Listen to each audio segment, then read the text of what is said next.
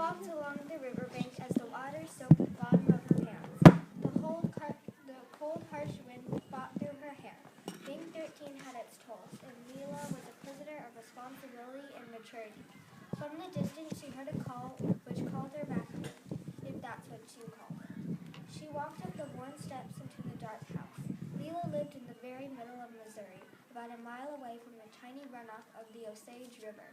She heard a light, happy voice ring out through her house. "Oh, Leela, dinner's ready. I made your favorite, beans and corn." Beans and corn was far from Leela's favorite. They had it every night. Her nose recoiled at the stench. In the bar room, Leela heard a groan. She walked into the room and heard more groans. It was Gran. Leela's grandmother was 99 years old. She lay in her bed, her eyes closed. The only sign of life was the groaning. Lately, Leela's grandmother was having horrible mood swings.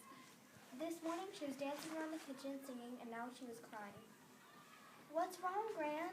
Leela asked, highly worried. "Honey, why don't the flowers sing?" she cried. Her wails echoed through the house.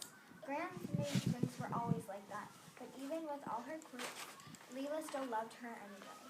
"Leela!" her mother screamed. "Dinner now!" Her mother's screams would be enough to wake an entire town, but here there was no one nearby.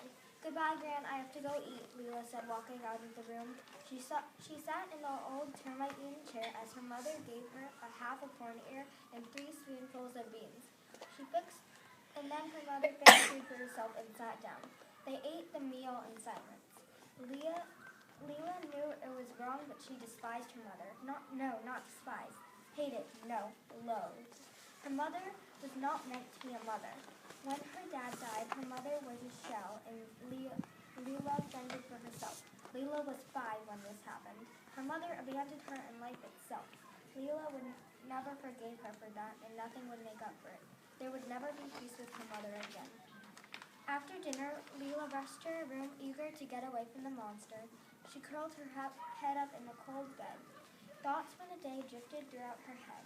Unlike most people, she was never excited for the next day. She dreaded it. She never had much fun. Each day went like this for Leela. Wake up, feed Gran, go outside, get water from the Osage, do chores, fix issues with maintenance of the house. Then in free time, play in the Osage. She had about 5 minutes of free time. Soon sleep took its prisoner and Leela drifted away. The next morning, clouds covered the sky and only little specks of sunlight made it through. She woke up and the floor of her room was filled with an inch of rainwater. Her mother screamed. Her alarm was right on time. "What happened to the house?" Leela ran to get the bucket from outside. She started scooping out the water, but more kept coming in. It was a storm. Her mother ran into the kitchen getting food. "What do you want for breakfast, Leela?" "What? Mom, we have to evacuate. Get the stuff and Gran." In that moment, the kitchen room crashed down, and Leela saw that the sky was black and angry as it cried onto her home. "Get Gran!" Leela screamed, grabbing the food as she ran out of the house. Moments later, her mother arrived, bringing Gran and their little possessions. Then the house crashed down, leaving only the worn, termite-eaten steps. "Go, go, go!" Leela screamed, running. Gran was right behind them, screaming also. They ran to the rock overhang near their house and scrunched up in the cold as the storm raged on. Water from the river flowed over, causing a mass flood, and the remains from their house drifted by. Leela refused to cry. No tears came from her eyes, but they did come from her mother's, flowing down her pale face, dripping on the floor. Gran was still, sleeping. "What will happen now?" her mother whined. Leela said what she could, but she felt like she was comforting a 5-year-old. Gran slept on. Night came in an instant, and they cuddled together for warmth. Leela looked over at her sleeping Gran, so peaceful. Her face was almost silent and carried the warmth she needed. But her face was not lifelike, almost lifeless. Leela decided to shake her awake. Her pale face stayed still and silent. A conclusion she came shook her world forever. Cries rang through the night as Leela cried, and cried, and cried. Her mother stayed shocked and started to crawl into her shell. Leela wanted to reach out and hug her and cry. Her mother was silent. Leela started to crawl into her shell. Suddenly, her mother reached out and touched Leela's arm. Her mother held her close and hugged her. Leela cried, and her mother hugged her. This was all Leela ever wanted.